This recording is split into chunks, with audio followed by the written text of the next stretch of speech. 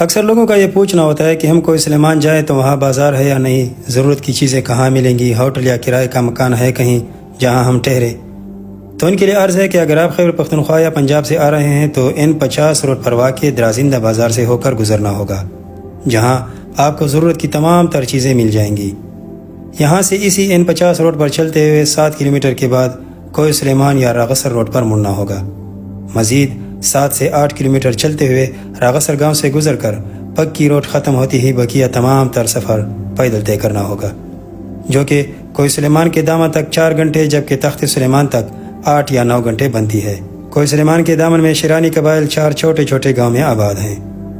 آپ کو جو بھی گاؤں پسند آئے وہاں کسی کے حجرے میں ٹھہرنا ہوگا، کیونکہ نہ تو کوہ سلیمان میں بازار ہے اور نہ ہی کوئی ہوٹل۔ کوہ سلیمان کے شیرانی قبائل انتہائی مہمان نواز ہیں۔ آپ کو گاؤں میں داخل ہوتے ہی اپنے حجرے لے کر جائیں گے اور پہلی ہی فرصت میں چائے یا دیسی لسی پلائیں گے۔ آپ کوہ سلیمان کے دامن میں رات گزار کر اگلی صبح اگر تخت سلیمان کی طرف جانا ہوا، اگر آپ کو راستہ معلوم ہو تو بھی تخت تک یہ لوگ آپ کے ساتھ کوئی بھیج دے گا۔ یاد رہے، آپ نے کوہ سلیمان کے دامن میں جتنے دن بھی رہنا ہو، آپ کی خدمت میں 1-2 افراد ہم وقت موجود رہیں گے جہاں آپ ٹھہرے ہوئے ہوں۔ یہ لوگ نہ تو آپ سے حجرے کا کرایہ لیں گے اور نہ ہی کوئی احسان جتایا جائے گا۔ کوہ سلیمان کے دامن سے تخت سلیمان کی زیارت کے لیے جاتے ہوئے کرے وجے نامی راستے سے چلے جائیں۔ یہ راستہ اتنا مشکل نہیں، البتہ 1-2 جگہ تھوڑی مشکل ضرور ہے، جس کو کرے وجے کہتے ہیں۔ اس جگہ کی لمبائی 30 سے 40 میٹر اور چوڑائی 1 سے 1.5 میٹر تک ہے۔ یہاں سے گزر کر آپ کوہ سلیمان کے قدرتی چلغوزوں کے گھنے جنگل سے ہو کر ککرئی نامی اسٹاپ پر رک جائیں۔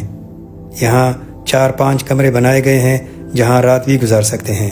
یہاں آپ کو بارش کا پانی بھی ملے گا۔ کوہ سلیمان میں چشمہ کہیں بھی نہیں، یہاں صرف بارش کا پانی ہی ملتا ہے، جنہیں عارضی تالابوں میں سٹور کر کے کپڑے سے چھان کر استعمال کیا جاتا ہے۔ ککرئی سے تخت سلیمان کی طرف روانہ ہو جائیں۔ تخت کی زیارت کرنے کے بعد اگر رات یہیں گزارنی ہو تو سیاحوں کے لیے بنائے گئے کمرے میں رات گزار سکتے ہیں یا واپس ککرئی بھی جا سکتے ہیں۔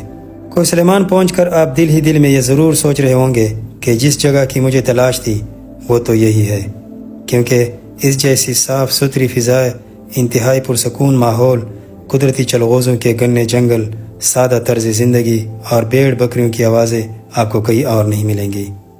یہاں آ کر آپ انتہائی سکون محسوس کر لو گے۔